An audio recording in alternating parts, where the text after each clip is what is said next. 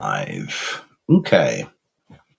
Rather strange or curious to me that it takes the longest when using Rumble Studio for YouTube to be ready to broadcast, to carry the signal or the transmission, as it were.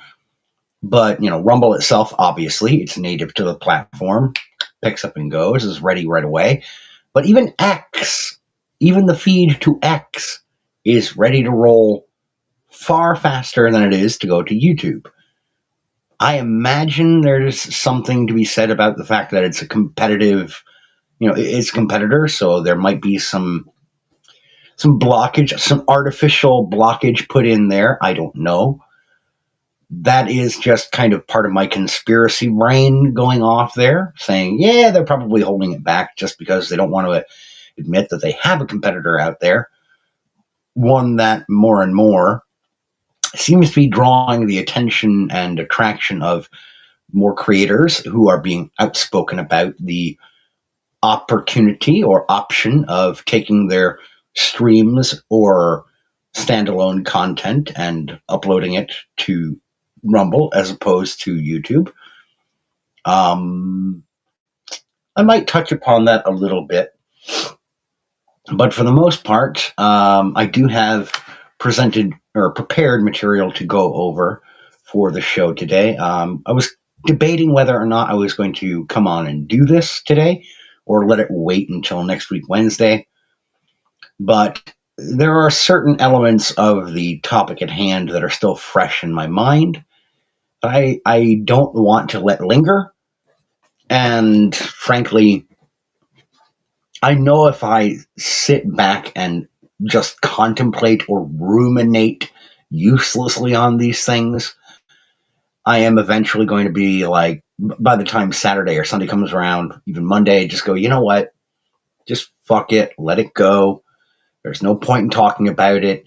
A ton of other people will have already moved on or will no longer give a shit to hear it. Even though I'm not citing time sensitive or time specific examples, events, or interactions, when discussing these things, they're a little bit more evergreen. I try to be a little bit more evergreen with the standalone material that I present, although I do occasionally put together material that's a little bit more time sensitive and current of the moment. The vast majority of the material I do, I like to, or I prefer to discuss things that are a little bit more timeless.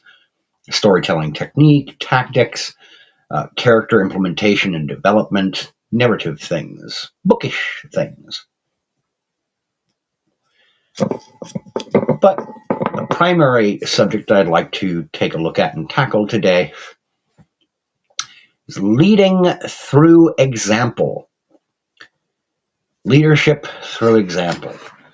And the way I have it written down, my handy dandy physical notebook, because I still use physical notebooks, and for the most part, when doing live streams or even standalone videos, I'll usually just use the bullet points and then a few clarification details that'll keep me riffing and going. For this one, though, I did use a bullet points, but with a more story-like outline style structure. It's just what I know to do. It's my habit. It is my methodology. This doesn't work for everyone. I'm well aware. But I'm a little bit more pleasant in titling this stream than I was when I wrote it down by hand, which was Lead Through Example or Shut Up. People crave authenticity, which is itself a form of truth. Even in our fiction and entertainment, there is a yearning for what is true, what is honest, and what is real. What speaks to our hearts and minds as this is true. It holds universally from person to person, no matter the audience. People want to know what is real. For some of us, myself included, this can be particularly difficult to finesse, but more on that another time. And for those of you who are familiar with me, you know exactly why I'm saying that. Perhaps the characters in these stories are not real. They're not true people. And the events that happen to them, the incidences, or the world of the story itself are not real, never happened. But the themes and the ideas, the concepts are very real to us. For God's sakes, there is no such thing as Middle Earth. But the Shire is very real to us as a symbol, as a concept or a conceit, as an ideal. It's called the Fellowship of the Ring. Do you want to sit there and try to tell me that there's no such thing as fellowship? For all that is holy, even leftists, people on the hard fringe right, centrists, commies, right wingers, jihadi Islamists, anyone with a pulse who's able to connect with the internet or the real world will tell you that fellowship is a real thing. Even if they try to obfuscate and call it by a different word or use a different term. You can try your Hegelian dialectic tactics bullshit on me, but I'm going to just say fuck off and speak plainly. Even the commies understand the concept of fellowship. Sadly, they branch it out or try to philosophically expand it so far as to include everybody. Well, sorry, that doesn't work on a global scale. It doesn't work on a national scale. We've seen it fall flat on its face too many times historically to give it that much credence. Sorry, the graves speak far louder than your little red book.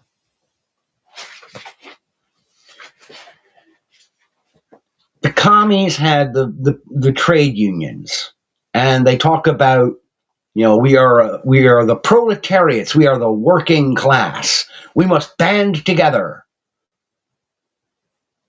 I will grant you that a certain amount of communitarianism, which is a focus on your community, on a tight-knit group of people who share customs and culture in common, and who have a shared belief structure focused upon their own benefit and benevolence, that can be functional to a certain scale.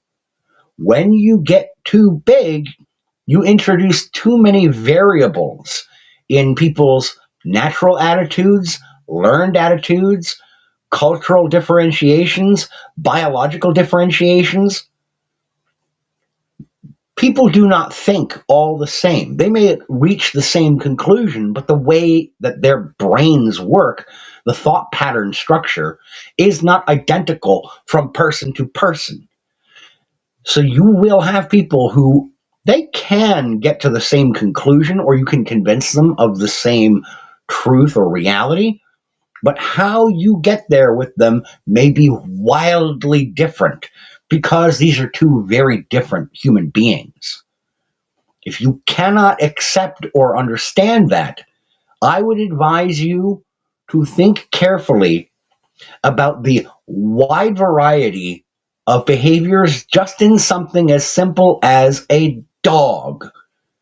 You could have two dogs live in the same house, roughly the same age.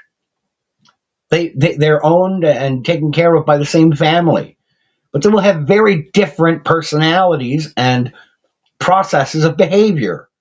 Why? Because biologically and neurochemically, they're different dogs. They may understand when they hear the bell or the rattle of the food dish, hey, we're getting fed. That's a universal symbol or signal. It applies evenly to both dogs. They will both react with the same response of drooling and running off to the bowl.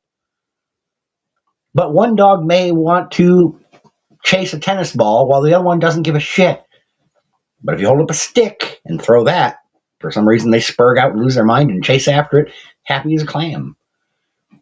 Different people, different creatures require different approaches. You can attempt a universal message. I'm all on board with that. But if you do not understand that sometimes you have to adjust your approach because at a certain scale, things don't work, I don't know what to tell you.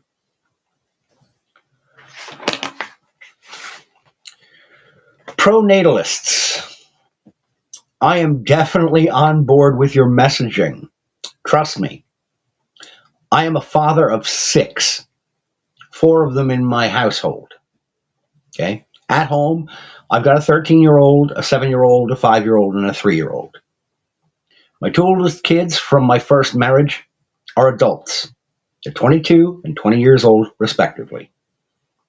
Trust me, I am all on board with the idea of having kids, of people getting together, getting married, and having children. I'm definitely on board with that messaging. I would be kind of a hypocrite if I said I wasn't. Now, not everybody is intended to be a parent. Not everyone is cut out for it. And some people, quite literally, physiologically, biologically, can't have kids. Some folks are just not mentally there. It's not in their personality matrix.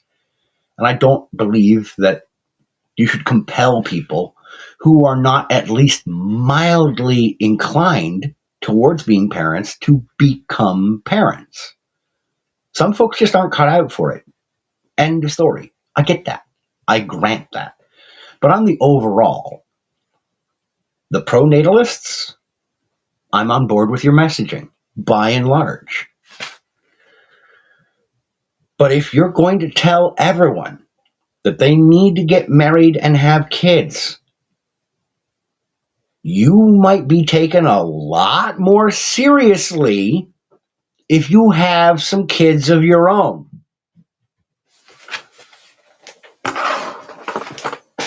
If you are going to tell me that I need to say, well, okay, I'll give you a prime example of what I'm talking about. I have a definitive vice. My smokes. I know it's a terrible habit. I know they're bad for my health.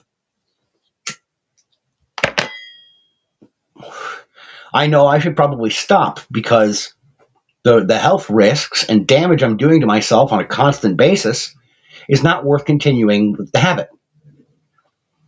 So I will say it's probably not good for me to continue doing this.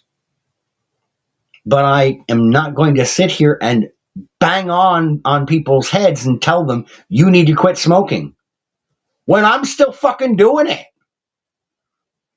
It runs counter. It causes a twitch in the brain. And there are a couple of folks who are diehard pronatalists, especially on YouTube, Twitch, Rumble, wherever, who constantly drill into people's heads, you need to get together, you need to get married, you need to have kids, who are single and childless. Or maybe they're married, but they're childless. I take immense exception to being browbeaten and hectored at by people who will tell you, you need to do this when they won't or don't do it them fucking selves. And there's even a couple people who I really like. But this one area, it drives me insane. If I had enough teeth, I would be grinding them out of sheer bladder-relaxing, horrific anger and irritation at the fact that they'll sit there and tell you, if you're not on board and you're not doing this, you're in the wrong and you're doing it wrong.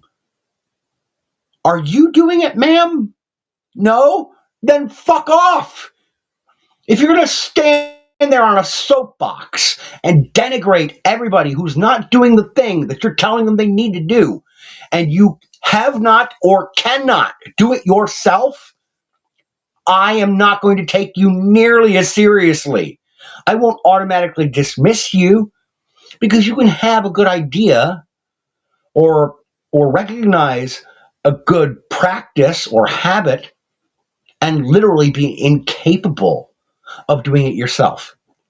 Someone who is confined to a wheelchair because they're paraplegic, if they tell me, hey, you should take some long walks, go hiking, go jogging, go running to keep and maintain your cardiovascular health, I'm not going to automatically dismiss them just because they're in a wheelchair.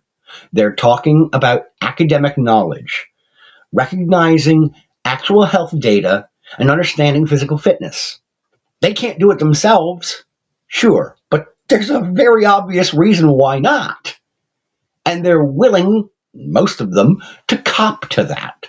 Some of them even have a sense of humor about it, and those ones are the best.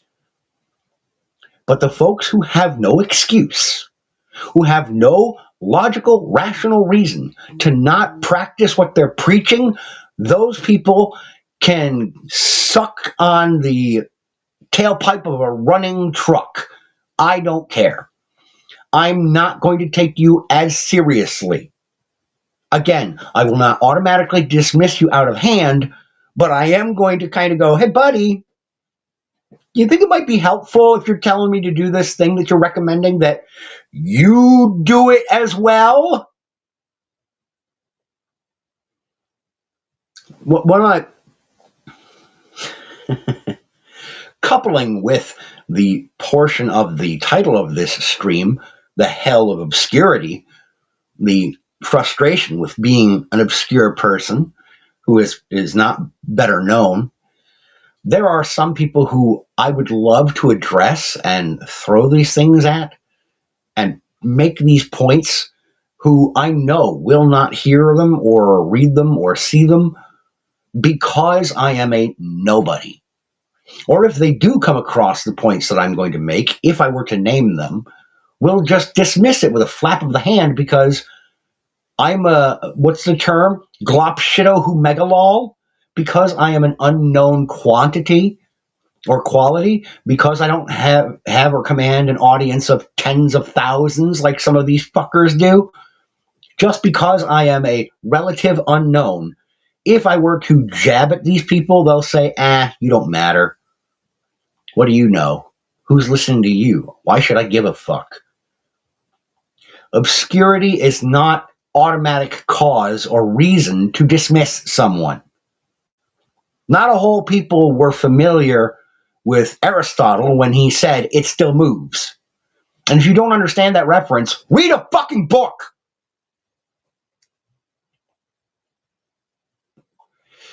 But one of my favorite people in terms of VTubers is an individual by the name of Leaflet. She's very prominent these days, becoming bigger and bigger as time goes by, thanks to her appearances on side scrollers and talking to people like Celestium and constantly being mentioned on X/Twitter amongst VTuber conversations. And she has spoken at length about being very pro-natalist. She made an AI music video talking about people need to have kids. There's a lyric in there that says, come inside of her, because she's very much trying to push people to have children. This is a single woman who has no kids of her own. And she's constantly banging on about, we need more people. Okay, are you doing it yourself? Are you practicing what you preach? If it were one time or a few times that she had mentioned it in passing, I wouldn't give a shit. But she went on the base camp with Simone and I can't remember the husband's name there. Malcolm and Simone of base camp, who are really hardcore, dyed-in-the-wool pro-natalists. And they're doing it right. They're having kids, even though they have challenges and difficulties with having kids, but they're doing it. They're doing everything they can to build their family.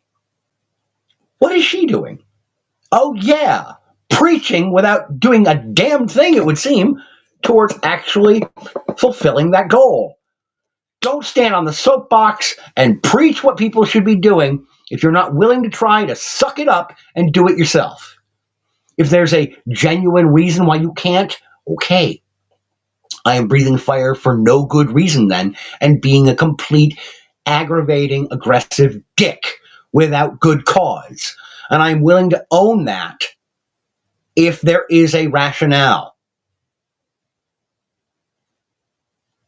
I'm not perfect. I'm far away from perfect as you can get.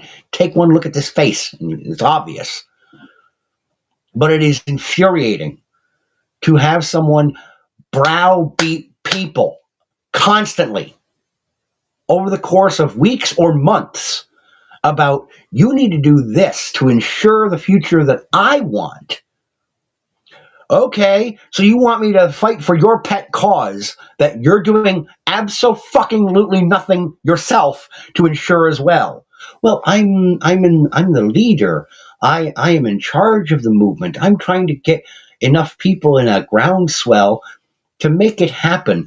My resources and time and mental bandwidth is far more valuable than you, pleb. Get in line and feed my movement the soldiers it needs for the future. Get fucked. Lead by example or shut up. It's irritating because I genuinely, overall, tend to enjoy this person, but the contradiction in terms, I can't stomach it. If there is a reason why it's not feasible or not possible, I am willing to hear that out. But to date, I have not seen or heard any rationale behind why, in her case, there isn't proof of practicing what she preaches. I don't want to dive deep down into, and it's none of my personal business if it's something to do with medical or relational issues. But you can't just bury your head in the sand and not address that. Particularly if you're going to rely on the, oh, who are you? I don't care. You don't matter. That's a hand wave dismissal and doesn't answer the fucking question. You can't ignore that forever. Because eventually, someone will hear me screaming and hollering like a maniac and will say, hey, yeah, he's a fucking loon, but he has a valid question.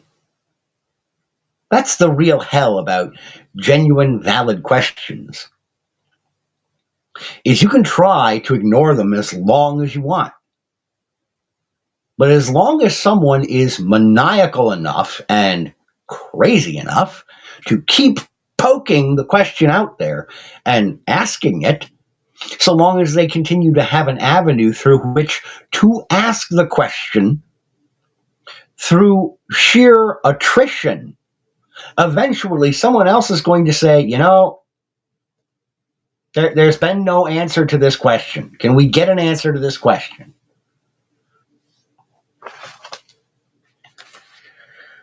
Moving along and rolling into that. If you're tired, are you tired of people ducking genuine questions about their behaviors? Call them out for those behaviors, hard and loud, and state plainly what you suspect those behaviors imply. Don't play the coy Candace Owens shit of, well, could X mean Y? I'm just asking questions, because that's disingenuous, and it's done only for sensationalism, for clicks and attention. That's horse shit. It's showmanship nonsense that belongs in the gutter. She's sensationalizing and throwing shit at the wall because she's got nothing concrete. You can hypothesize or speculate all you want, but be honest that what you are doing is speculating. That speculation is not proof.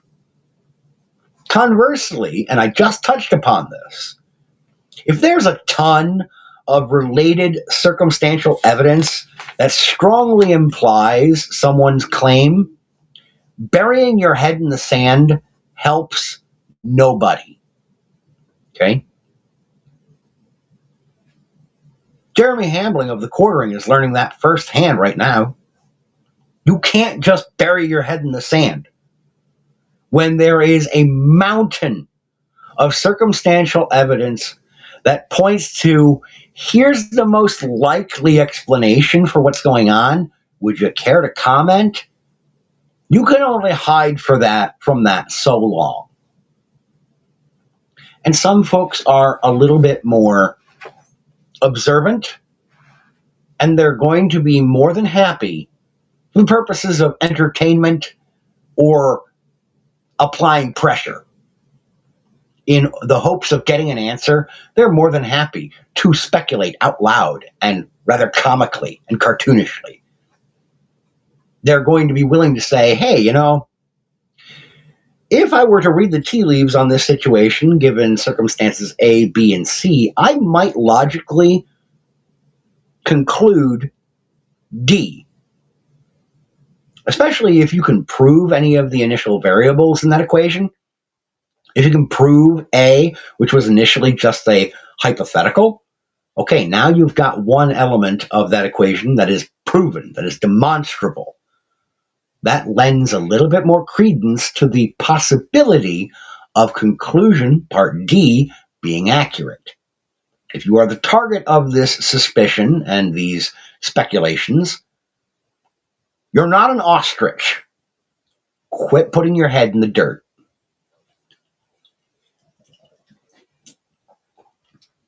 Conversely, just on the other side of that, look, people are only designed to be able to contend with a certain degree of societal pressure being applied directly at them.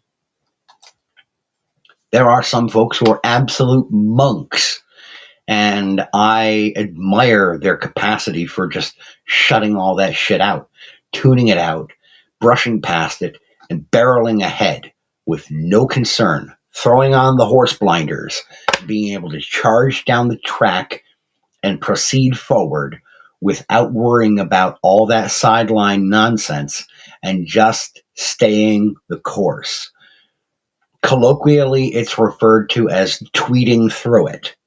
It's when someone has a fucked up situation going on, they're under a ton of scrutiny, but rather than addressing any of the questions or concerns from the broader public, they just proceed forward as if, I didn't hear anything. I didn't see anything. There's a certain devotion that I can admire in people who are able to do that. That requires hardcore devotion to your mission, to your goals, and to your aims. I can tip my hat to that even a little bit.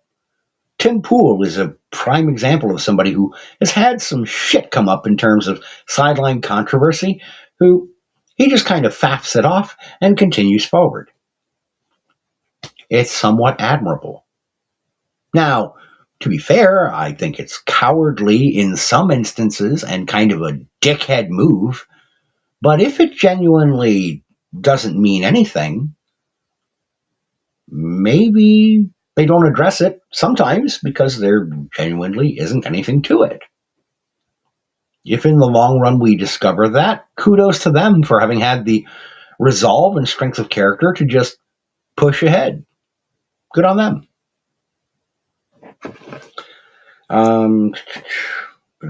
See something real quick here.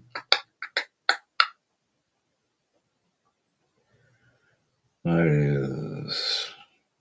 want to make sure that this is tracking. The U.S. Treasury's new digital payout movement is a direct threat to the autonomy of social... Sorry about that.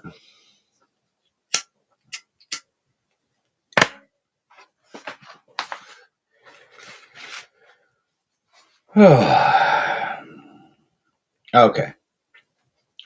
The next point I wanted to touch upon, and thankfully I have kind of kept my segues consistent throughout this.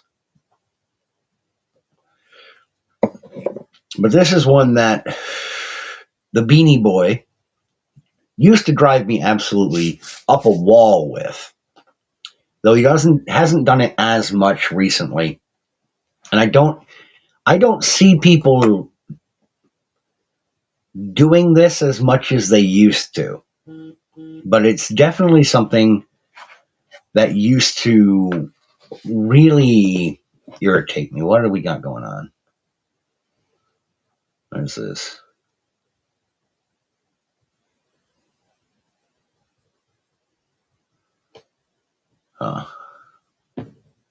Okay. Um, there used to be a big habit, particularly from Beanie Boy, of telling people to risk everything with no fallback plan or valid escape route in the event that there is blowback to what they're standing against or opposing. There was a habit of him and some other people, particularly in dissident conservative circles, of telling everyone around them, you need to risk it all. Put yourself out there, put your career, your livelihood, put your children's livelihood and security and safety on the line to stand for X, Y, or Z, to push back against the hordes, particularly the woke shit. People were saying, you need to stand and oppose all of this to the fullest extent humanly possible. Yeah, you're possibly going to lose your job, or you're going to lose business arrangements or contracts or partnerships. You may risk losing familial ties and friendships, but it's worth it. You need to risk it all with no fallback plan or escape route for when shit turns south. If you're asking for that, stop, because that is a retarded ask. End of argument. Unless the situation is demonstrably existential beyond all shadow of a doubt, please stop demanding that your audience act as kamikazes for your pet battle or issue. Yes, circumstances may eventually get to that point in certain arenas of day-to-day life, but in most areas of everyday life, we aren't there yet. Okay? It is not advisable to tell people who are listening to you or reading your articles or your posts or your whatever, your blog or listening to your podcast. It's not wise to tell them that they should line up and in lockstep march into the threshing the thresher just to get themselves souped on your behalf because you don't like how a certain thing is going. I get that there is still an ongoing culture war and that most people are tired of it. We're exhausted. Most of us because we're just trying to get by as it is day to day. Many of us with our own personal concerns of family, whether we've got kids or spouses who are also looking around going, what the fuck is going on? Why is there such a strange push towards culture war topic A or B or C? I'm not going to dive down into the specifics right now, but there's so many different pet causes that people are pushing in favor of or pushing back against that it's almost impossible to have a conversation even in the realm of fucking video games and movies and cartoons, animation. You can't have a conversation about animation or fucking comic books without someone getting in your face or right next to your ear and screaming about how, we need more representation. We need more diverse groups. We need more marginalized people to be pushed forward and promoted. And on the other side, you've got people screaming in your ear going, these motherfuckers are trying to take over everything and poison it, which observably, historically, for the last 20 years or so is absolutely undeniably fucking true. And if you don't offer pushback, they're going to ruin every element of entertainment and hobby spaces available to you. But that doesn't threaten the blood in your veins. All right? So there's a certain degree of pushback that, yes, you should offer. But understand that they're trying to take that portion of the field. They're not coming to kill you yet. So pushing back on them now, yeah, you should push back on them tactically. Understand where you have room to offer some give to draw them in for a counterpunch, and know where you need to press forward. Push the advantage that you have gained through blood, sweat, and tears. But don't risk everyone who's relying upon you still maintaining functionality and being alive if you can take a step back. In warfare, retreat is a tactical choice, and sometimes it's the right choice. As much as I have empathy for the idea of not one step back, you know who else said not one step back? Custer. How'd that end for him? Learn from these things, or you are doomed to fail just as badly as these fuckers.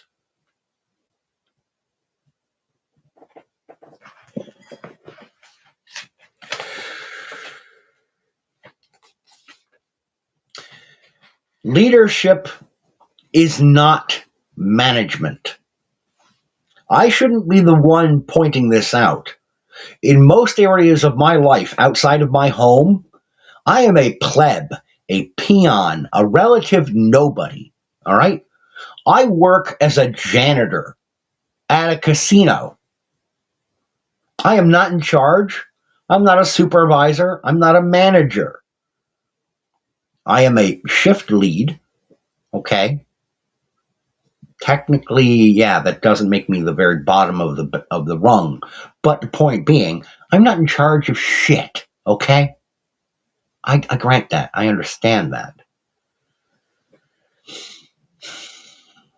But it is bone-quakingly irritating watching people claim to be leaders when all they are, at the end of the day, is either a manager of circumstances or a Pied Piper hustler, stringing people along in the guise of guru guidance, only long enough to pilfer their pockets and piggy banks, then vanish back into the ether.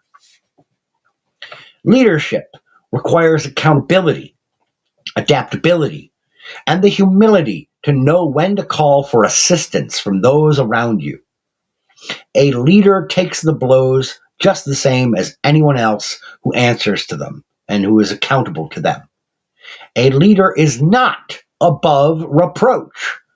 That's not a leader. That's a tyrant. If you can't question them and their decisions, that's not a leader. That's a ruler and someone who needs to be questioned. If someone says to you, hey, I'm in charge, you're not allowed to question the decisions I make, that is not a leader. That is a cultist who has decided that they're the grand high poobah of the order of the day, and you need to get the fuck out of there. A leader provides strength and mercy. You need to have both. They both have their place. A manager doesn't know to keep these things in the forefront. True leaders also know how to identify and raise up proper sergeants or lieutenants to the mission, whatever the cause may be.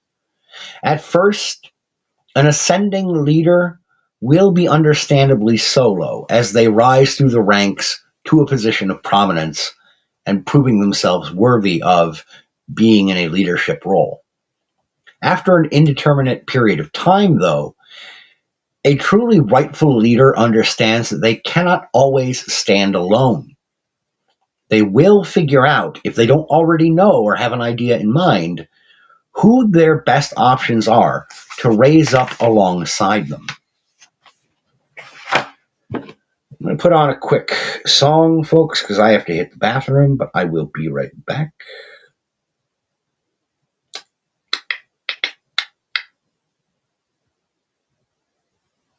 Waka waka on the floor. Quarter in. I'm back for more. Back in a minute.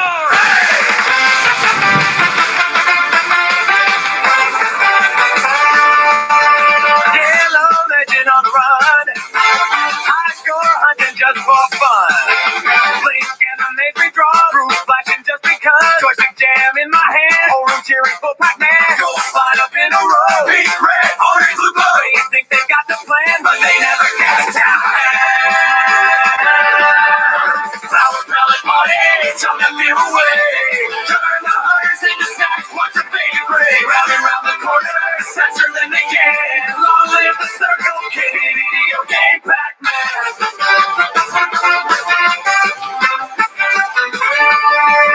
RC carpet, wild and loud, sticky floor, buzzing crowd, relay singing on the screen, honey dog, munching machine, every loop a little faster, here, there, solid laughter, head sway, won't sit down, yellow hero owns this town. Power pellet party, jump that fear away, turn the hunters into stacks, watch a fading gray, round the corners, faster than they can, long live the circle king, video game Pac-Man.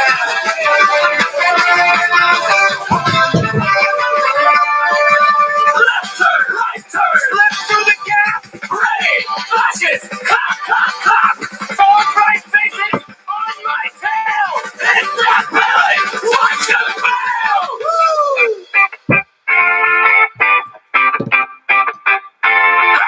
One more maze, one more run, 8-bit blaze, till the night is done. Okay. Again, sorry about that. But nature calls. When nature calls, I answer. Okay.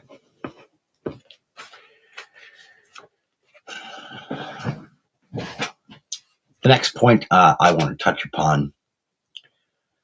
We're not all destined for greatness. And someone has to be willing and able to say that out loud. It's an uncomfortable truth and a reality that more people, I think, not only are aware of, but are also terrified to admit to. It's not pleasant, and it's not endearing, and it certainly doesn't make you feel good to admit that, yeah, I'm probably not going to amount to much of anything in terms of the long course of human history.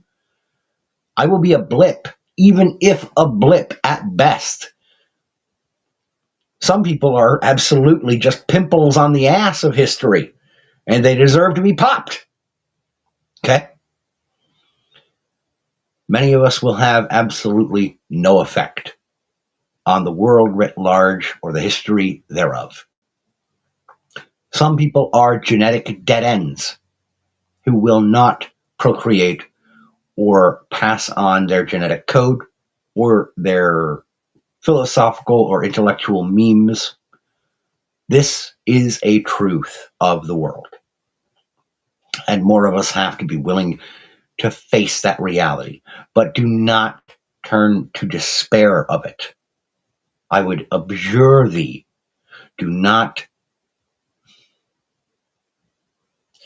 Don't let that crush you. Just because you're not going to be a referenced figure in world history is not cause for you to throw up your hands and surrender to the void or to oblivion. It's not a reason to give up.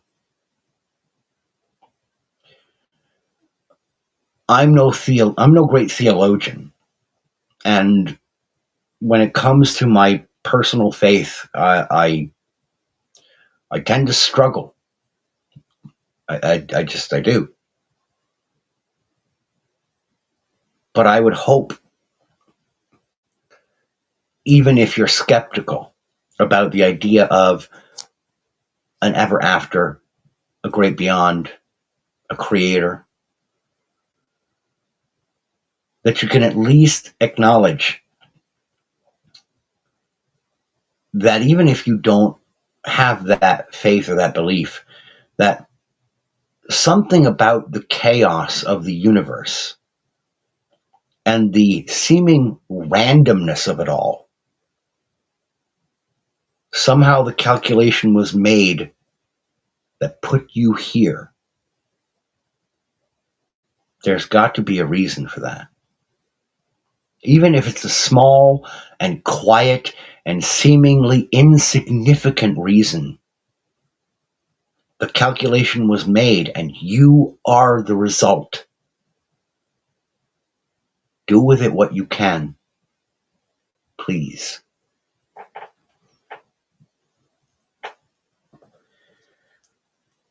Now, I say that to ask, how many times have I come on here and clarified that I am good at what I do as a storyteller? I have just enough ego to say I'm great at it, even. But I am not in the ranks of the elites or the highest echelon of storytellers in the world or in any given point of history. I'm great at it. But the greats don't always mean the best. Someone comes in fifth place.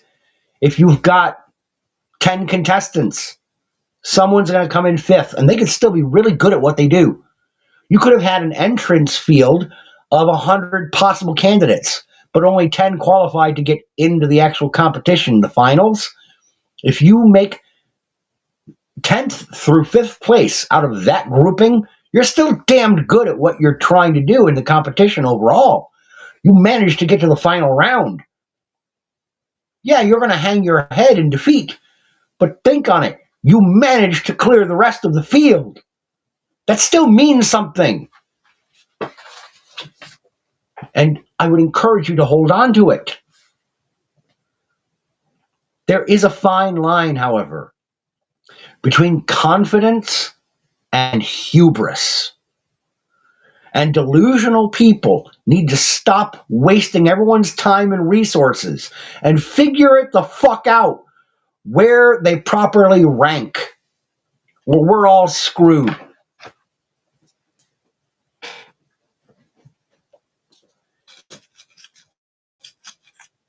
I'm sure you've heard the expression brought up in the socio-political conversation. Normally, it's people who are completely detached from the everyday common person who say something as inane or stupid as, well, who's going to clean the toilets? Yeah, someone is going to have to do that. That does not mean they are less deserving of dignity and the respect that is due to them as a contributing member of the human race or the society in which they live. We may not place a high financial or fiduciary value upon that labor, upon that task, but that doesn't mean that you should go out of your way to denigrate that person for holding that position. They probably already understand full well that it sucks to be doing what they're doing. But it could be so much worse. They could be trying to hold you at gunpoint or knife point and demand what you have earned. At least they're contributing and being a potentially positive influence on the world around them.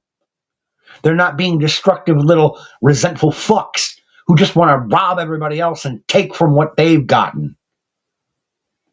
That is part of the reason why I can't stand these commie fucks who their entire existence is predicated upon absolute bottom of the barrel resentment. Resentment is a real human emotion. It's a real emotional response, and there is a cause for it. It's not always without good cause. You can resent someone for good reason. The question comes in, okay, you resent them for that. What are you going to do about it? What's your solution? What's your answer to the resentment that you're feeling? Is it to try and buck up and do something positive and productive to your own life? Or is it to plot and scheme to try and steal from them? Because that I can't truck with. But if you're going to try to compete honestly and with integrity, all right, my hat is off to you. And you get to join the society. You get to be part of us. But we're going to go head to head. We're going to compete for the resources. Sorry to say.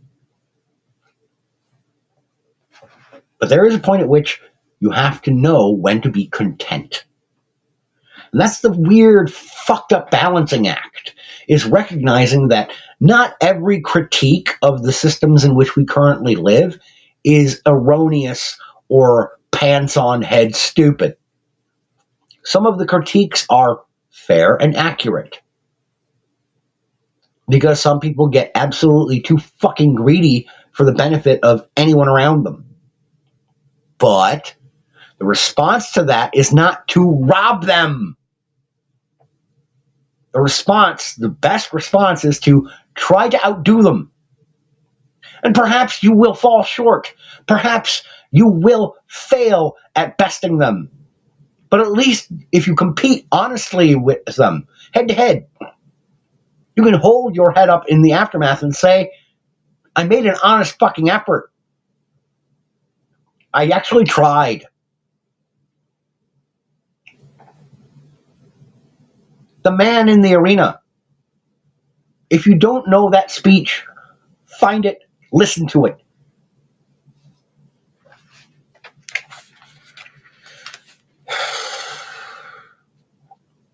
Do you know who figured this out quickly in terms of modern fiction characters? And this will throw you, maybe. It might throw you a little bit. You might scoff at me for saying this, but this was actually an example of brilliant character writing. Captain Jack Sparrow. I don't remember which of the Pirates of the Caribbean movies it was, but it was when all the different captains and crews had gotten together on their little alcove, hidden island getaway fortress. And they were trying to hold an election to see who was going to be put in charge. And of course, because any captain can vote for themselves, there was the set expectation that this was just going to end up being the kind of cyclical rigmarole that it always was, that they would end up trying to kind of lead by committee because nobody's going to undercut themselves in their own authority. But Sparrow threw in his lot with and voted for Miss Swan. He nominated her, threw his vote and lot in with her. Why did he do this? Now, I understand it's just fluff, it's Disney fluff, and growl at me all you want for that. For saying, oh, how could you possibly think that there's anything meaningful in that? It was just popcorn movie shit. While it would be easy to assume that he did this because he's a shrewd and manipulative character, I believe it's possible. And again, this is part of the problem with interpretation. I could be wrong, but I'm going to argue for this perspective. So you'll bear with me.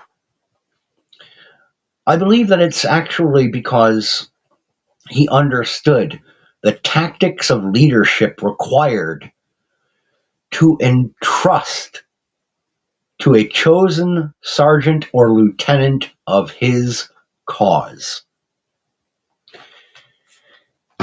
In the realm of fantasy genre fiction, this is what is commonly referred to as a Lancer character. It's a strongly developed, non-primary protagonist character, a partner in crime, if you will, a party member of the primary protagonist, someone who is an aide and confidant companion to the lead character, who is themselves a complex and fully developed individual within the framework of the narrative, who is capable of carrying the story in short bursts themselves for several reasons.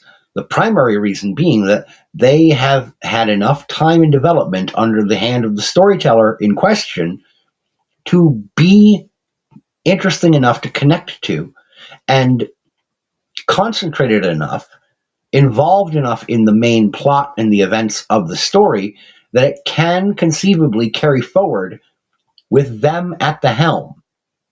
It may not be for a long time, but certainly for certain important decisions or events, they can be the pivot point for those events or those decisions. That's what a Lancer character is. They are the trusted sergeant or lieutenant of your primary protagonist. And I understand, yes, I'm speaking in terms of fiction, but what would you have me do? Fiction is what I do. And we get some of our greatest lessons in life from fiction. A story that tells you up front, hey, this is all made up make-believe bullshit. Not always. Sometimes there are kernels of universal truths so potent and so relevant to our lives and our existences as human beings throughout history that they stick with us. Mythology was always a primary bedrock grounds for these ideas and concepts to take root and carry forward with us as people. Cultures and civilizations throughout history have held on to certain lessons from these mythologies and carried them forward. And they have maintained relevance because they are universal truths.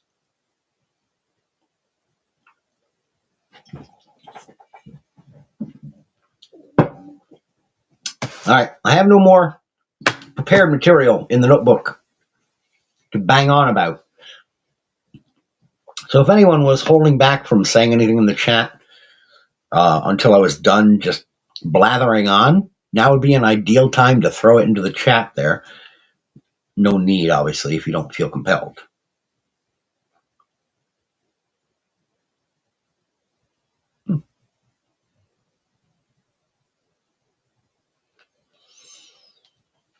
Sarge, greetings and salutations, brother. Good to see you this morning. Well, now early afternoon here.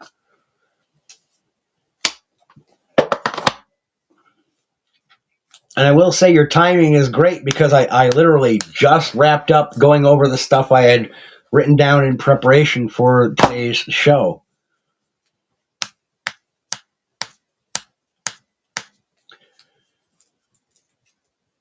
And Sarge, you're actually a great person to speak on this topic that I was covering today, actually at length. I'm sure that you probably have as well.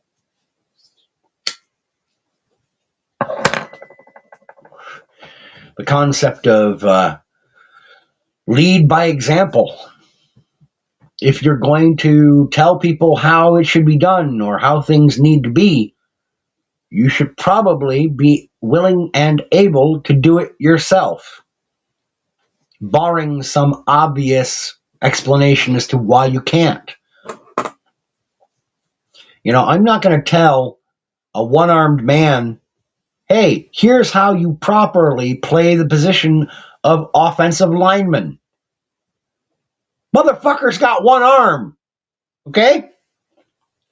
Conversely, if that one-armed fellow is himself trying to tell me how to play offensive line, I'm going to be a little skeptical. Unless he tells me then as a follow-up, hey, I've been watching football at the high school and college and NFL and spring league football levels. I've watched, tens of thousands of games. I review, gameplay footage and tape every week. It's like, okay, you clearly have an academic understanding that is partially experiential based on observation and close study and analysis. I'm willing to hear that guy out. He may only have one arm and have never played the position himself, but if he can tell me, hey, wait, don't dismiss me immediately because I've watched so much game footage, I've talked to coaches, I've done in-depth analysis, I play Madden, the current version, every year, and I zoom in on the players in order to watch and see how they're moving on the field, what the lineups are. I try to get secondary footage from someone who was in the stands so I can watch from a different camera angle. Okay, that motherfucker's done his homework. I will hear him out because he's clearly demonstrating an alternative means of attaining the information. I'll grant that. Sarge says, quite amusingly, never ask an impotent man how to lay the pipe. Precisely. That guy probably doesn't know.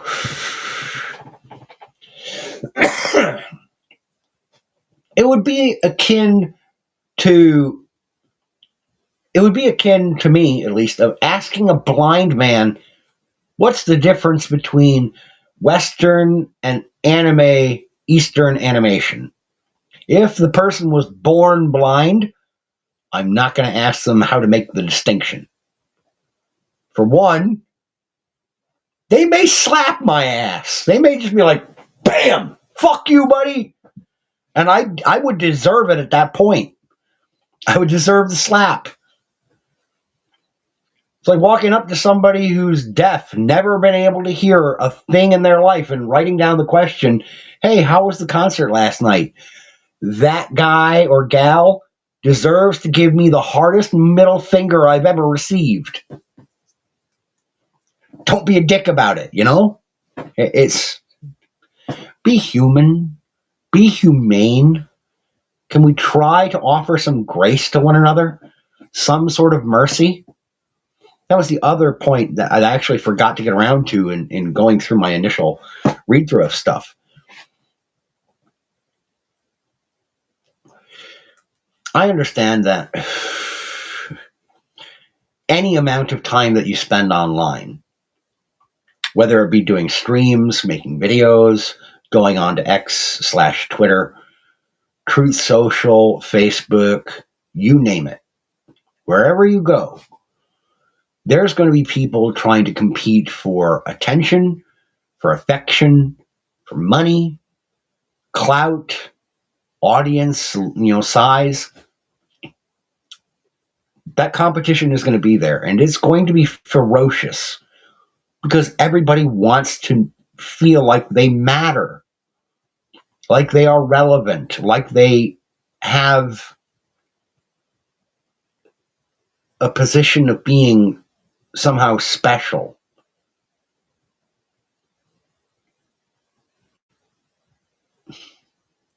That is a very difficult and human thing to strive for and to want. I get it. But we get so nasty with each other sometimes, so combative, so caught up in trying to one-up each other and dunk on each other and be the person in the right, that we often forget that the person we are snarling at across the internet, especially if you absolutely know that that is another human being, it might be helpful now and again to pull back. I know I said before, you have to hold people's feet to the fire, and you do. You absolutely do. But can we not for a moment also recognize that as human beings, every now and then, even when interacting with total strangers who you absolutely despise online, sometimes you have to pull back, or else you are going to become an absolute demon. And I don't mean figuratively. Part of you can end up becoming demonic by spending too much time focused on the battles you're waging with a keyboard and a webcam. I've fallen prey to this.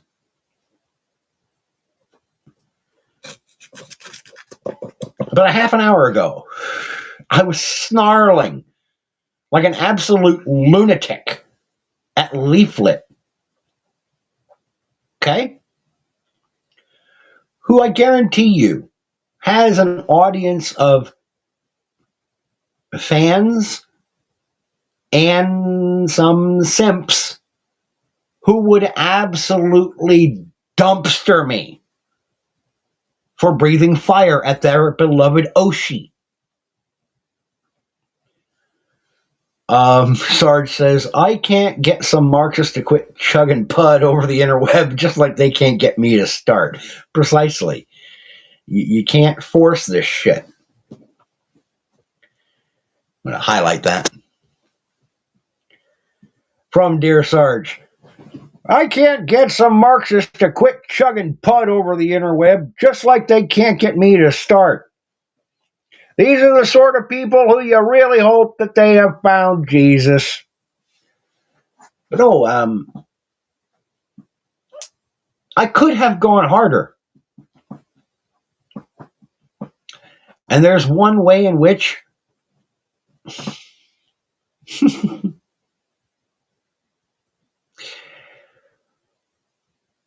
people observe things sometimes and keep them close to the vest. Not necessarily because they're unsure of the accuracy of their observation, but because it's helpful to keep a round in the chamber. Keep one last round in the chamber. Not because you want to have to use it, but because if you feel like you've been backed into a corner, you absolutely are willing and able to pull out that trump card and deploy it. Not because you necessarily want to, but because you know that if push comes to shove, it's probably the only thing in your arsenal that's going to deal enough damage to that other person to get them to back the fuck off. I don't like thinking the unkind things that I think sometimes about people. I have had some genuinely horrible and inhumane thoughts about people who I routinely watch or listen to, and even some folks who I have had good conversations with, who I consider myself to be relatively friendly with, especially on X. There's a couple folks who I've been on, I'll say it plainly. There's people who I've been on panel shows with who I have thought some really unkind things about. And I have jotted these things down, and I've got them in my back pocket as a, in case of emergency, break glass. Things that I would not normally say to them in casual or polite conversation, but that if I get pushed, I will absolutely pull that out and say, hey, deal with this shit. Back off. Precisely, Sarge. If you've barely got the time to stay abreast of events and have conversation on a regular with people who you actually enjoy, then the people you don't enjoy and don't care for, fuck them. You haven't got the time for them. Completely reasonable. And that's where I come back to, once again, the idea of the hell of obscurity and wanting to have some measure of mercy toward people. Down to one visit per month to Twatter. That's pretty good, Sarge. I will confess, unfortunately, I'm on there pretty much every day or two. Not as much as I'm on Substack. Although I don't comment much on Substack because the notes feed feature on Substack has really become very much a Twitter clone. But for one thing, a lot of the conversations on Substack's notes portion have become very repetitive. Like, people are churning the grist on the same small handful of conversational topics on Substack for the last, I'd say, 5 or 6 months.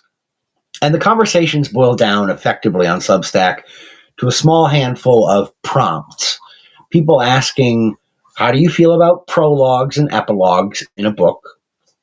What do you think is the appropriate or best or optimal length of a short story versus a micro story versus a novella?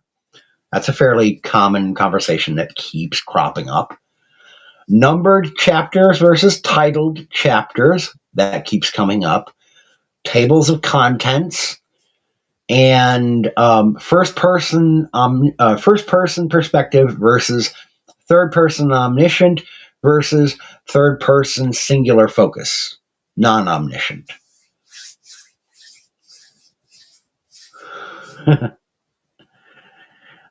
Sarge says that he still puts X/Twitter in the doghouse.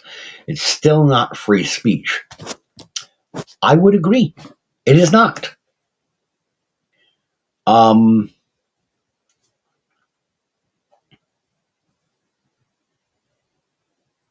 hell. Okay. I am not an absolutist when it comes to free speech, Sarge. I'm close, but I'm not absolutist. In my house, I don't let my kids just say whatever the hell they want. There are rules for my children regarding profanity in the house or outside of the house. There are certain things and rules I have regarding profanity and certain concepts that I do not want them speaking on. I don't want them saying in polite company. So for me to try and say I'm a free speech absolutist would be a lie. I'm close, but I'm not all the way there.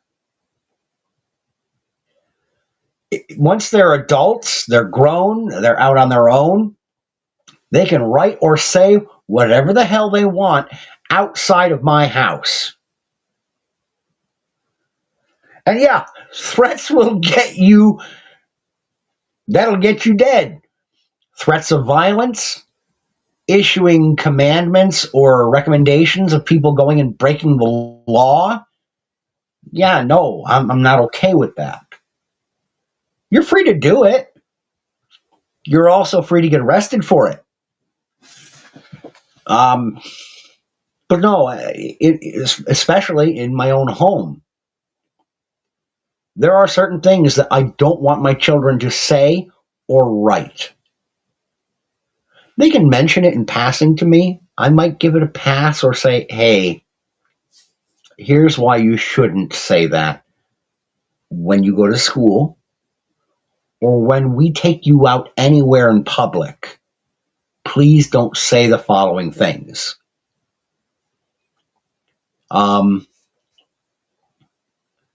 Sarge says, I'm not sold on inciting being a thing.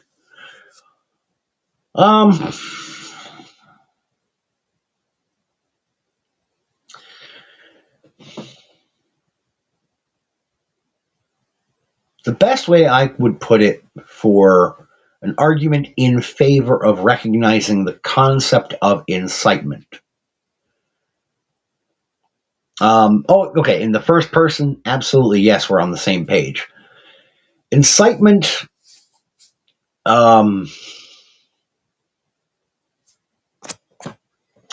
incitement for me comes down to an explicit, directed order or recommendation.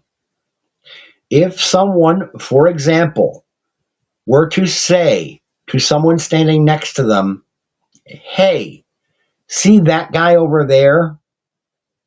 We should go kill him, or we should go rob him. That, to me, is incitement.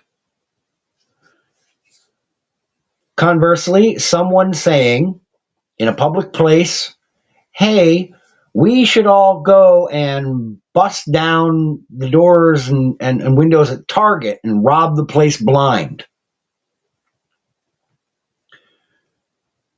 That, to me, is it's right on the border of what you should or should not be allowed to say out loud. Until the thing is actually done, like if you sit there and say, hey, let's go rob the 7-Eleven, and everyone around tells you, fuck you, I'm not going to jail. I'm going to give the person who yelled that a pass for one simple reason. They called for the thing to be done.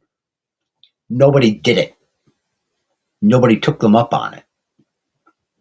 So they tried to incite a criminal act, but nobody actually did it. That, to me, cuts the line. Sarge says, we, being a royal we, that doesn't involve ringleader, means the people following bad advice are brainless fucks. Agreed. Very much agreed. If someone can generally say, hey, we should go and do stupid thing X. If someone goes and does stupid thing X, they did the stupid thing. The person who called for the stupid thing to be done, I personally believe has a certain degree of accountability to answer for.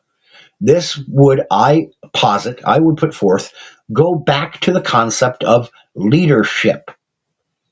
If you are a leader and you issue an order or a recommendation and someone follows that order or recommendation, they are responsible for the actual commission of the act. Where did they get the idea from? They got the idea from a leader giving a direct order. If it was only a suggestion or an observation, like, hey, we're all hungry. It would be great if somebody brought us some food. Yeah, that's an observation. That's not a direct order. Somebody going and robbing the 7-Eleven and stealing food off the shelves and bringing it back and saying, hey, you said that we were hungry and we should get some food. Yeah, you're a moron. The guy who suggested that you get some food didn't tell you, hey, go down to that 7-Eleven and pilfer us some sandwiches. No, he made the observation, we're all hungry, we should get something to eat. If your dumbass went down to the 7-Eleven and robbed it of food, you're a moron. Cult leaders, Osama bin Laden, people like that, yes. Charles Manson, people who are issuing direct orders have to take accountability for the commission of that order being carried out. No, the person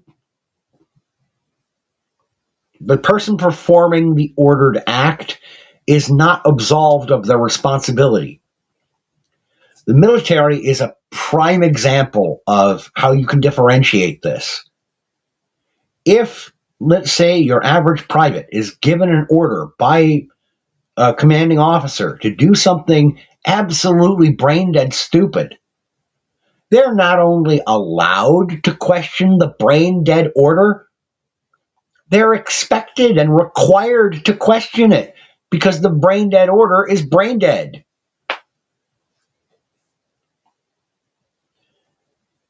Yeah.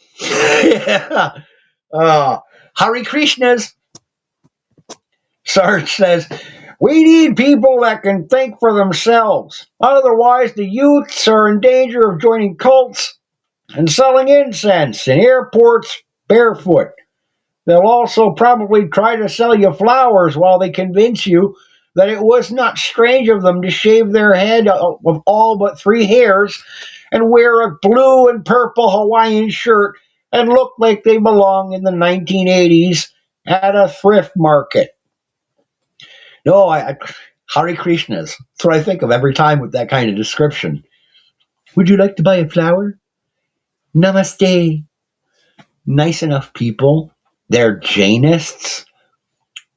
When it comes to extremists, I would rather deal with an extreme Jainist or Hare Krishna because their form of extremism is not moving at all. So they don't risk stepping on an ant or hitting a fly in mid flight. Their form of the most extreme thing they can do is to stop moving. I can deal with that.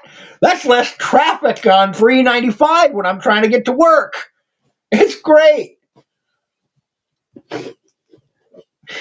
Give me those extremists. Or someone who is like, you know what?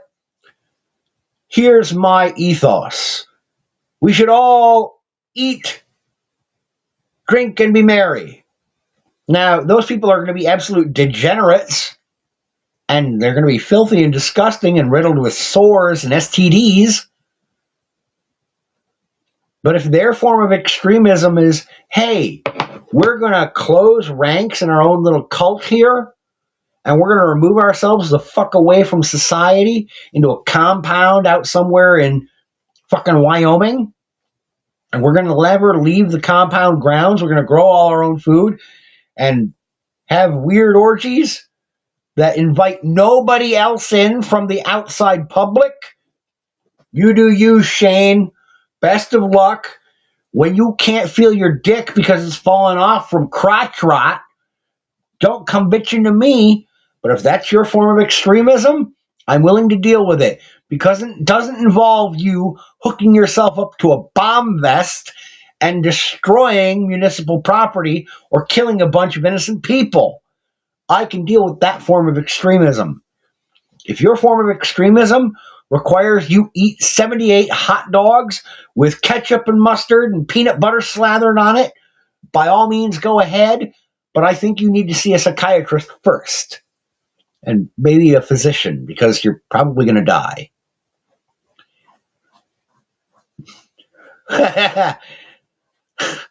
Yeah, the TSA.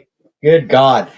It's a whole organization of right next to useless people, as far as I'm concerned. But anywho.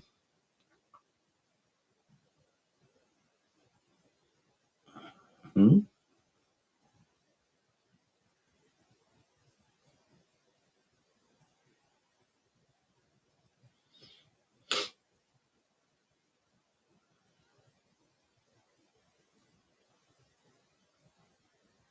Huh.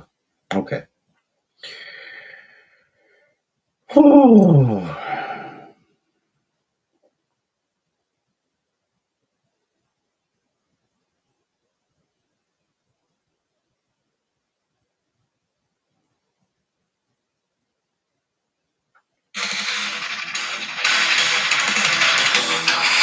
Back in a moment, folks. Bathroom break. Fire in his eyes, lordly schemes and treacherous plans. The jester dances, blood his hands.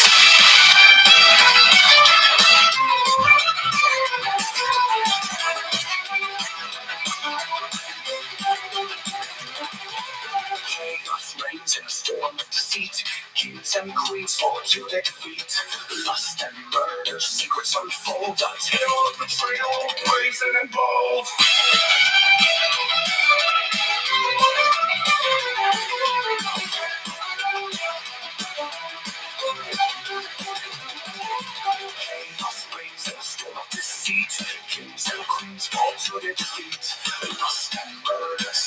unfold. A tale of betrayal, brazen and bold. Madness reigns, full of sense. Twisted plots the tale bends. Laughter knocks the blade so keen. A kingdom torn of false machine.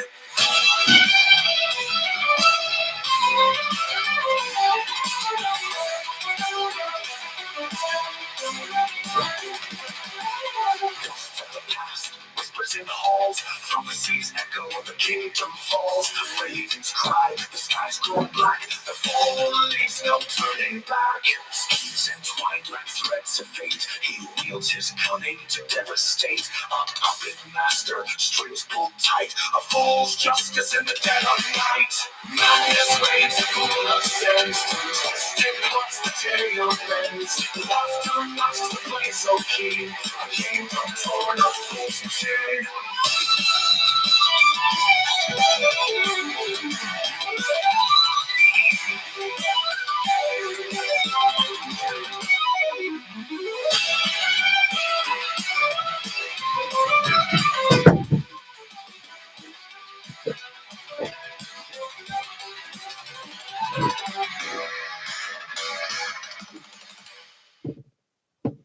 The tune that I was just playing there was one that I actually put together and produced through the use of the program Suno.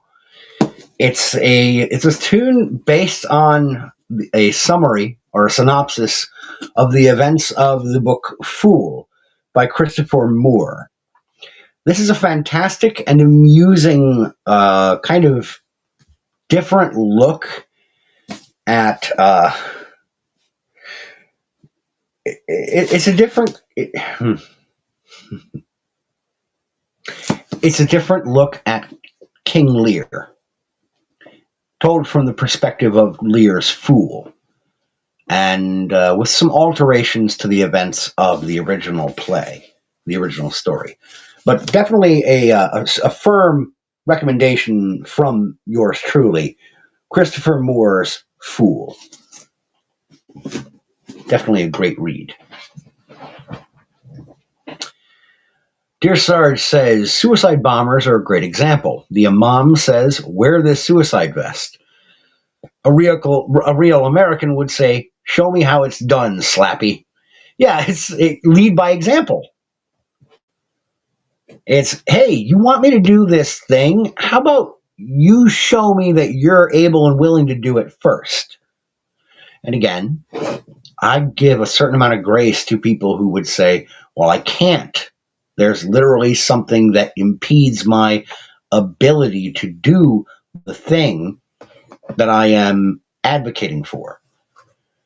When I was talking earlier about the pronatalists, with whom I firmly agree in the large part, I think people who are young and healthy enough to have children, to have relations, to be married, should get married and have children. I'm firmly on board with that messaging. If you were going to say, hey, people should be fruitful and multiply, but then you don't have any kids of your own, I'm going to give you the skeptical hippo eyebrow. But then if they were to say, well, I can't, for some reason they're sterile or infertile, okay, that adds information to the equation. And as heartless a bastard as I can be sometimes, I'm willing to stop myself and say, whoop, okay, didn't know that. That changes my perspective because I've been granted new information that alters the equation. We still end up agreeing on the end goal, but now there's a rationale for why you're telling me that you promote this thing but can't do this thing. It's like, okay, I get it.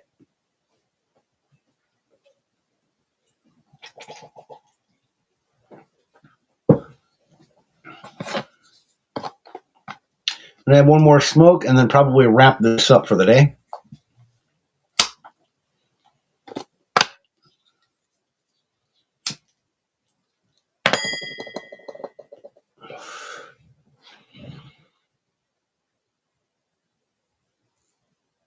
Something I was touching upon before, where being aware of a sore spot or a sensitive spot on somebody, knowing full well that you could go scorched earth and absolutely tear them apart.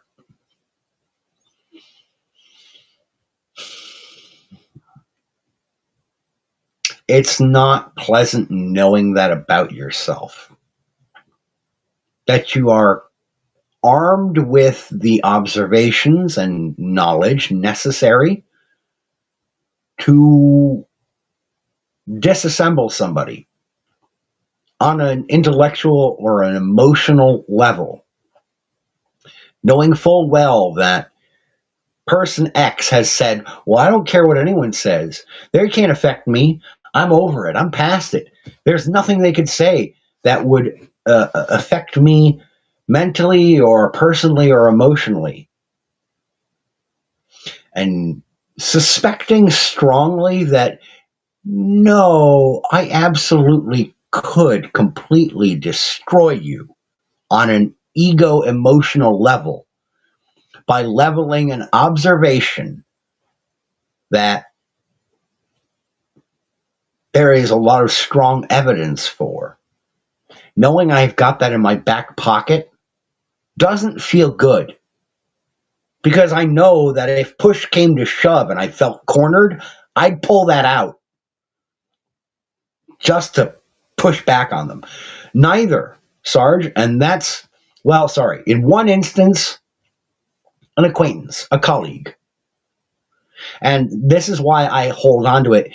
It's observational skill. I don't have confirmation. I don't. And that's another part of the hell of it is, okay, yeah, it would probably hurt to hear these things from someone.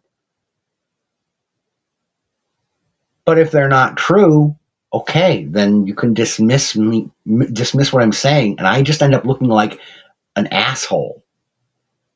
Fair enough. But the observations are legitimate. They are there.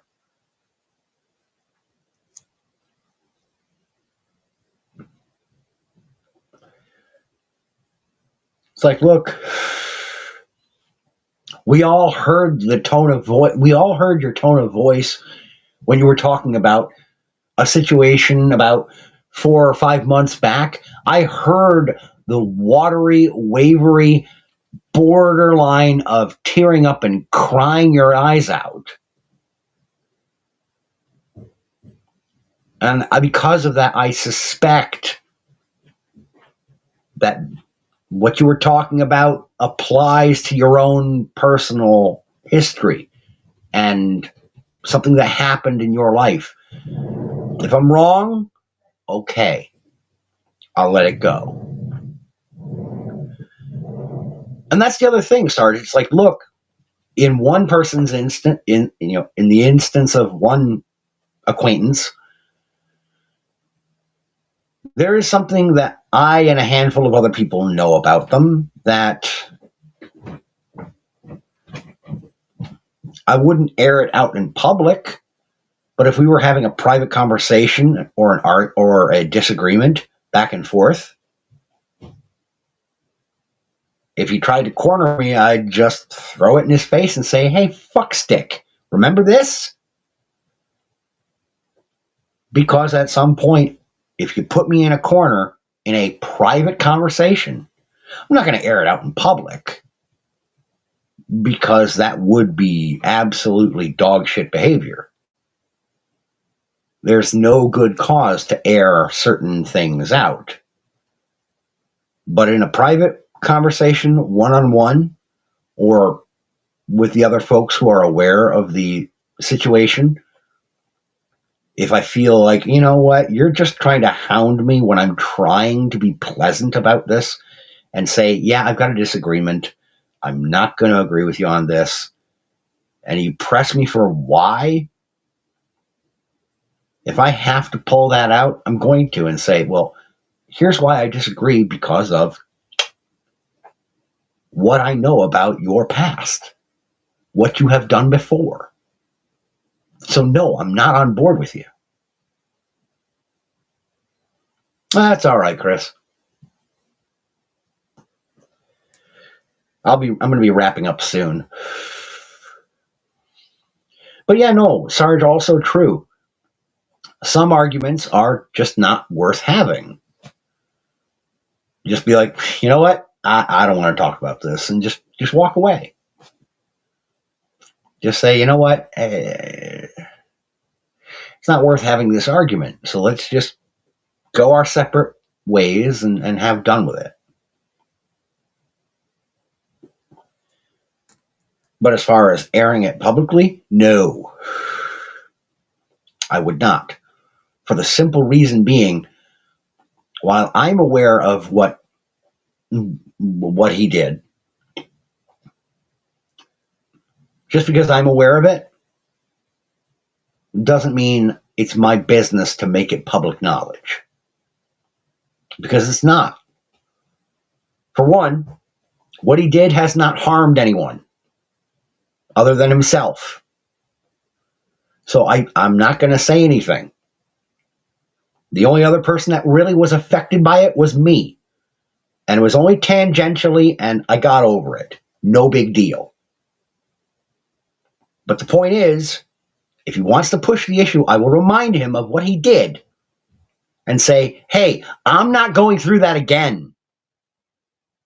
Fuck off.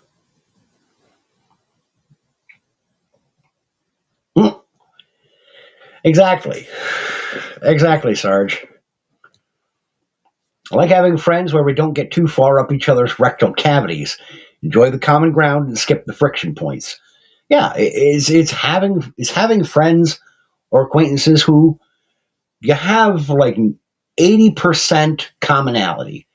The 20% where you don't agree, don't focus on it.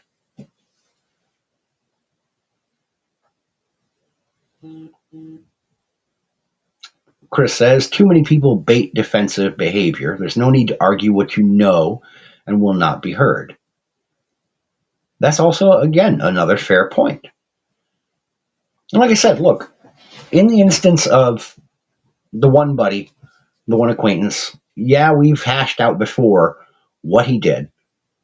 And he made apologies to me, and that was good enough.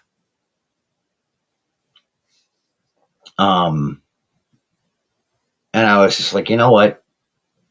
That sucked.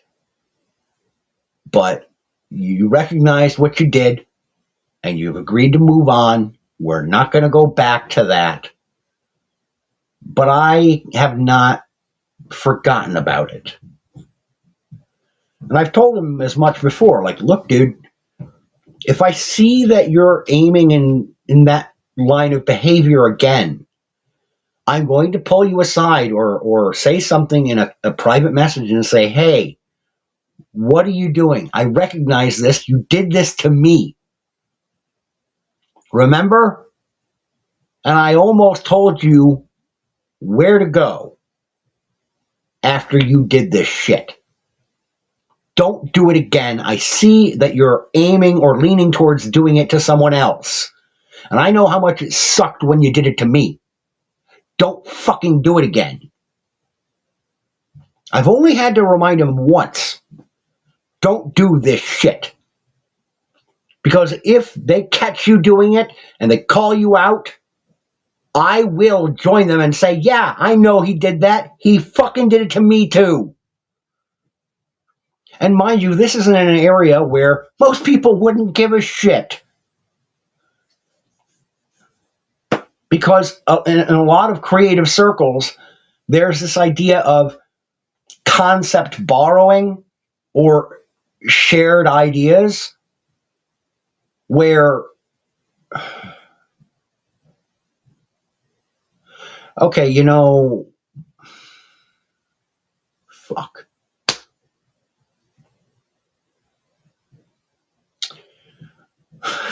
Open mouth, insert foot.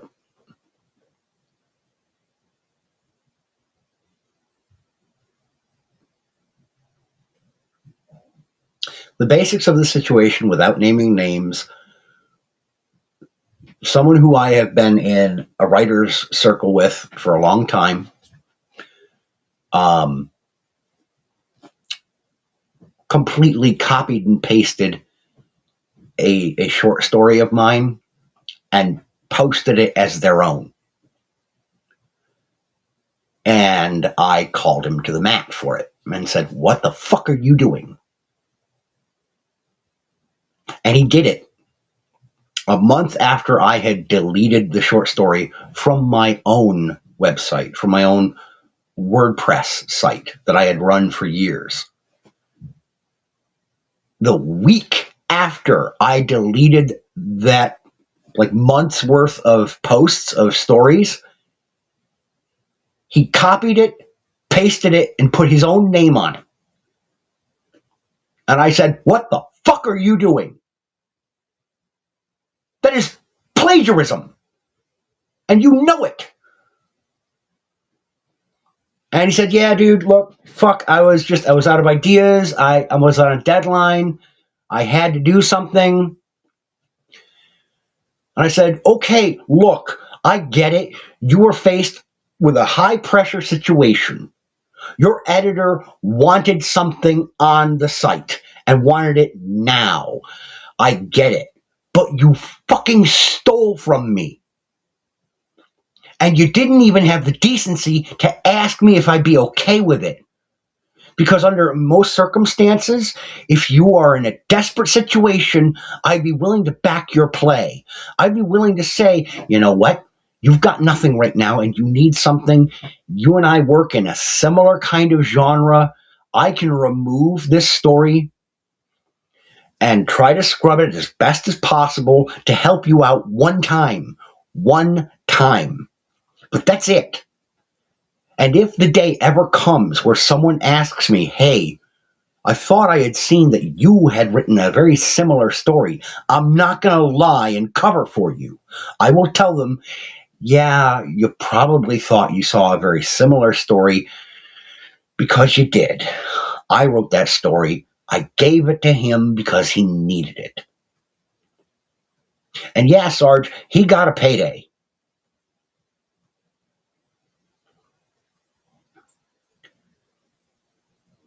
I knew that eventually, if he did it once, if he felt like he was up against the wall, he would do it again. I haven't seen him do it again. But I have seen troubling signs that he's faffing off his responsibilities and his agreements and obligations. He's under a contract. He has got to put out material. And if he does it again, he knows he's in deep shit. Now, okay, and Chris, here's the thing. Yeah, saying I gave it to him would be a lie. I didn't give it to him. He took it.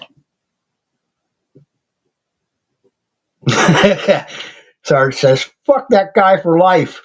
Become a Buddhist and fuck him for 3 lifetimes.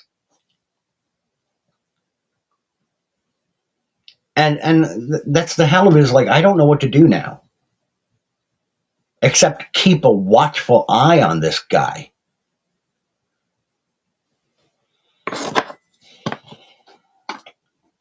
And yeah, I'm probably being too soft on him and letting it go.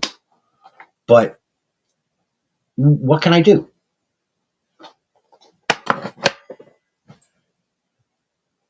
At this point, there's nothing for it.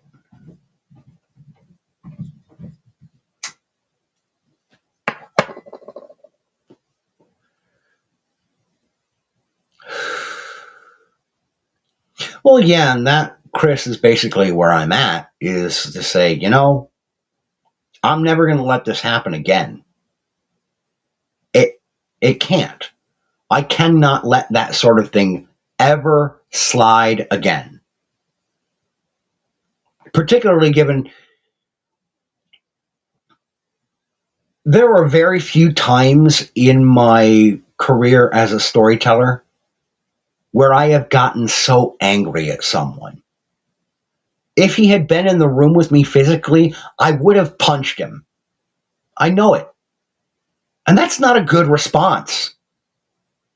That is not a good response to have to that. But if you steal from me creatively, it's not much different as far as I'm concerned than reaching into my pocket and taking my wallet. I don't care about the money. That's secondary. Those were my ideas. That was my story.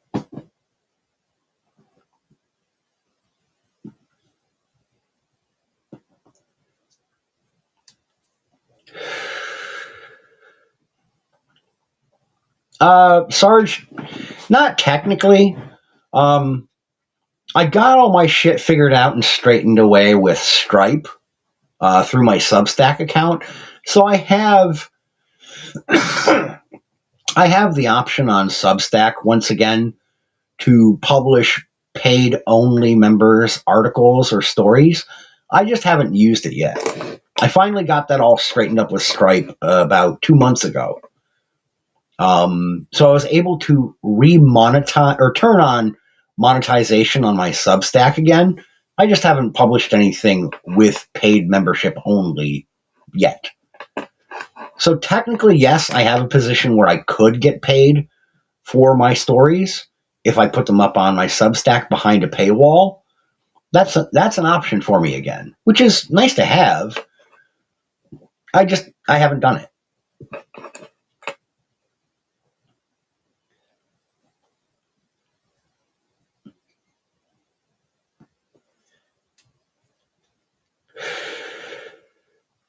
Now I fucked up. I was trying to be very vague about this whole situation, and it happened a couple of years ago. So I've, for the most part, moved on past it. I was trying to be vague, and I kind of fucked up there talking about it, which is why I just gave you the basic rundown. And as far as that, Chris, yeah, no, I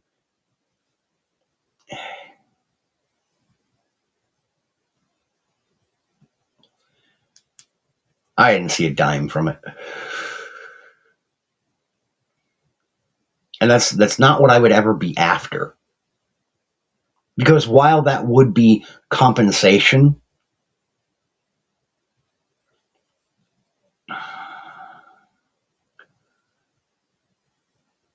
oh, Sarge, I don't know. I know that there are regular contributors to various literary magazines and quarterlies, publications that come out every 3 or 4 months. Um, but getting in as like a full time contributor to any of those publications, it's a hell of an Everest to climb. You have got to have so many previously published credentialed works under your belt, and then work your way through the spider web of editorial connections and networking to get yourself into a position to even get a sniff of possibly getting signed on full time as a contributor. It is there's no way I could ever do it.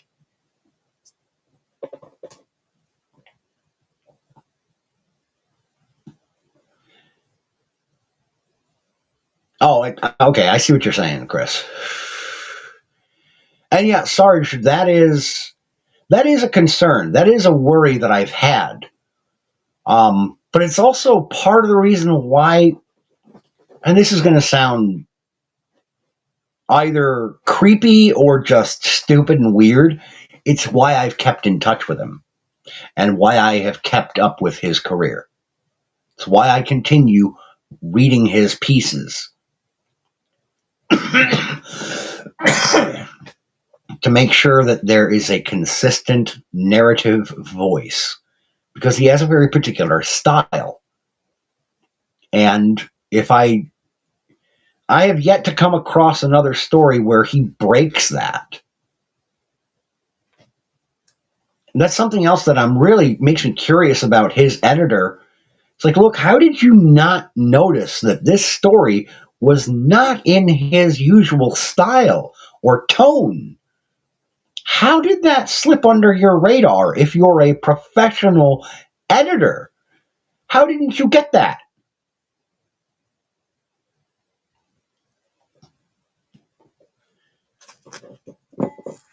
But in an organization such as the one that he contributes to, the editors are under deadlines too. So it then begs the question, okay, did his editor suspect something but decide not to say anything because he's got his own deadlines? How much rot is there in this outfit? I don't know.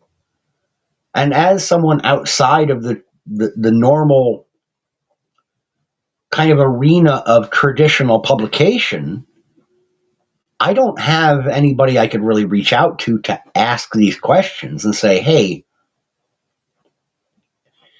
here is your contributor.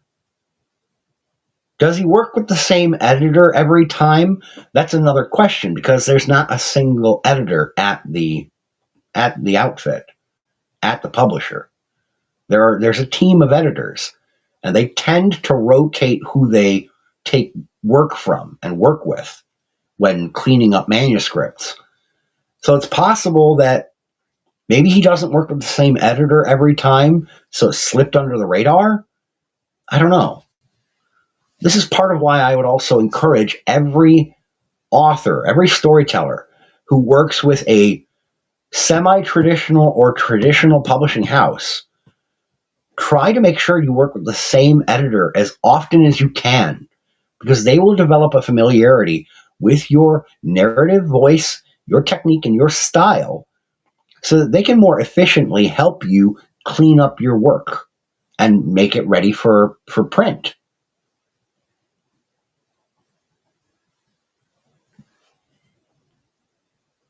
Oh, that's all right, Sarge. It's all in the back end. It's all in the back end. In other words, it can always be replayed. So, anywho, I've gone on about this long enough, more than long enough. The point of sometimes mercy comes back and bites you in the ass. It really does. Hopefully, this one instance of being merciful is not going to hurt anybody else. But I do sometimes wonder and worry that because I didn't do what technically, well, not even technically, let's just be realistic about it. Because I didn't blow him in for what he did to me, I now have to sit and wonder, is he going to do this again to somebody else? Because I let him get away with it.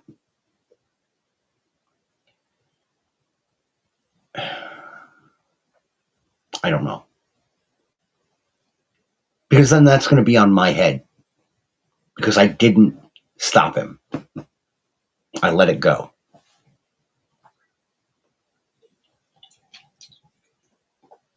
It's part of why plagiarism is a big thing for me. It always was previously. I've known for a long time that is absolute dog shit. And you should not do that to people. You cannot do that. But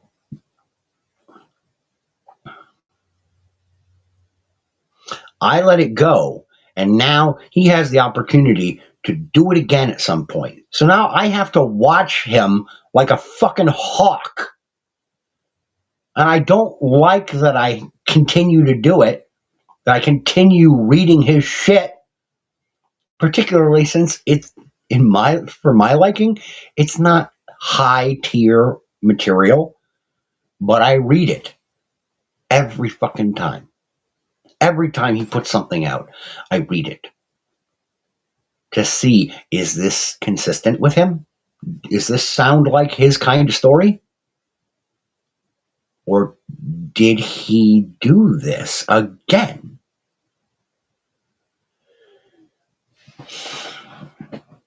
It's the cost of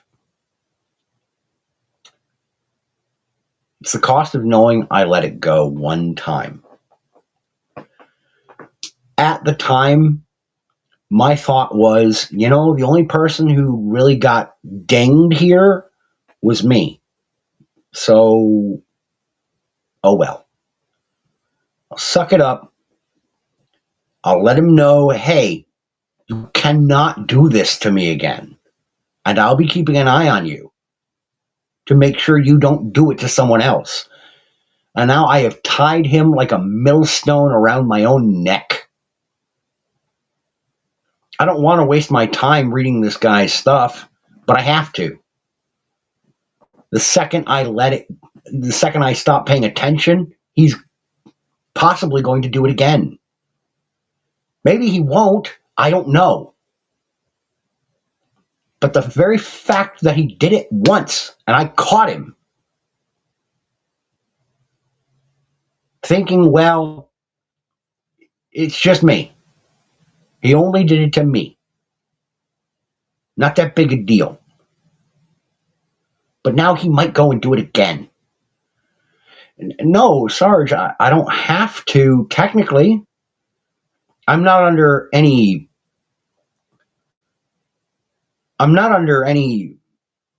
hard and fast obligation.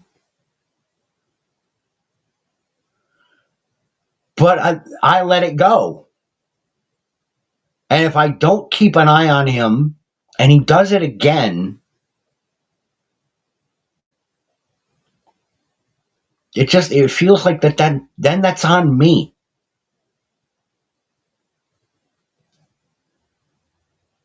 Otherwise, the possibility is there that he's going to do it again.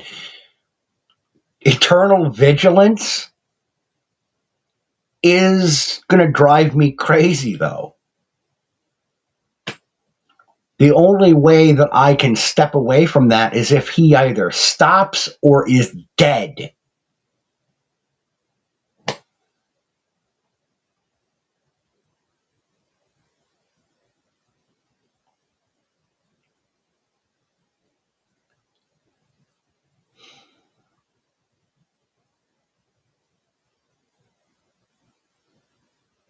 Gotta be honest, I don't even know why I brought this up today.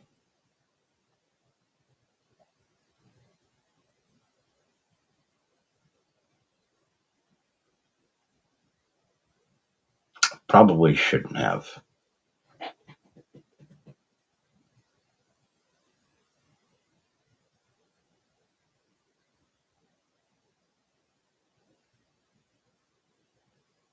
That's on me.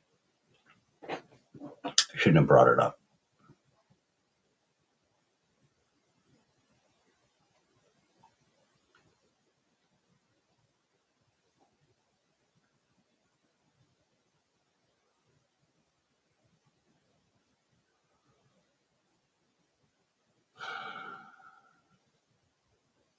I know, Mrs. Sarge. I know.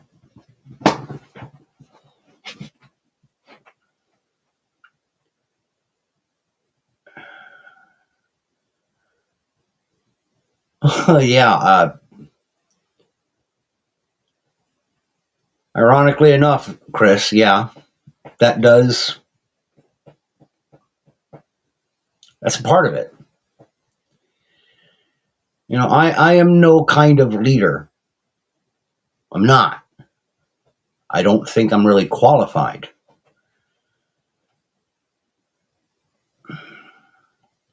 I talked about you have to take accountability. That's not just for leaders. That's for any of us who want to try and hold our head up and say we have some integrity. I suppose the question that I have to, and that you guys have kind of posed in your own way, is at what point do I let it go? I don't know. Hopefully, I'll figure it out soon. Most of the time, I don't think about it. Most of the time, I don't consider it.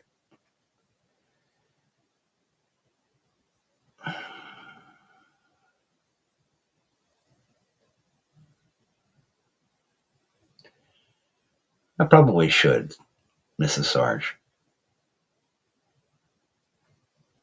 It's been part of my routine checking in. So it's become a kind of habit. Habits are hard to break.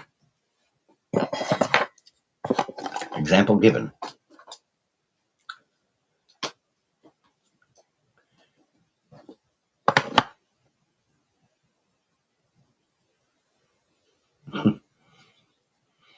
Well, yeah, and that's another fair point, Mrs. Sarge.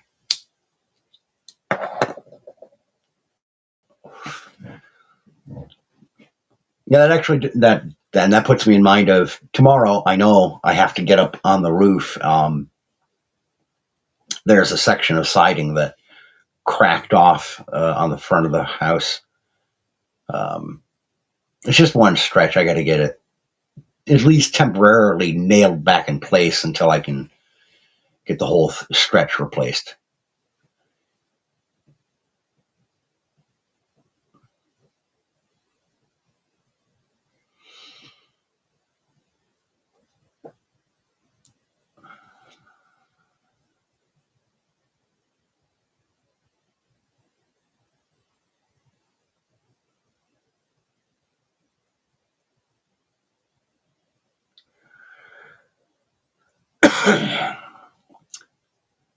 That's probably a good question.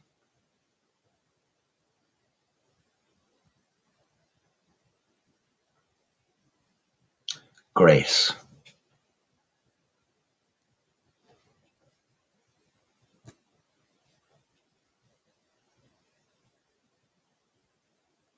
Definitely should keep that in mind. Thank you, Chris. And thank you to Mr. and Mrs. Sarge. I think I'm going to go ahead and wrap it up then. Thank you for tuning in. Thank you for listening. I ask that you take care of yourselves. And as I say every time, keep reading.